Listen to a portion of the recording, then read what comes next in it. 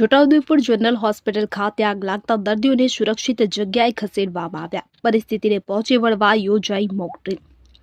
છોટાઉદેપુર જિલ્લામાં સૌથી મોટી જનરલ હોસ્પિટલ ખાતે એકાએક આગ લાગી હોય, જ્યારે ઇમરજન્સી આરોગ્ય સેવા અર્થે દર્દીઓ સારવાર લઈ રહ્યા હોય. આગ લાગવાની આકસ્મિક ઘટના બનતા હોસ્પિટલમાં દાખલ દર્દીઓને તાત્કાલિક સુરક્ષિત જગ્યા પર ખસેડવામાં આવ્યા હતા, જે અંગેની મોક ડ્રીલનું આયોજન આજરોજ કરવામાં આવ્યું હતું.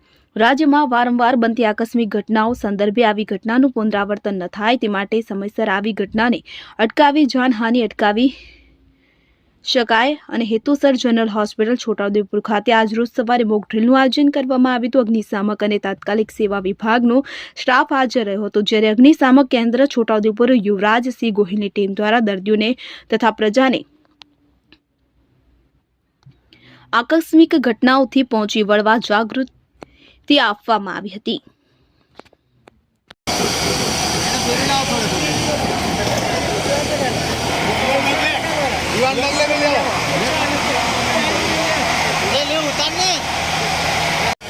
आईसी में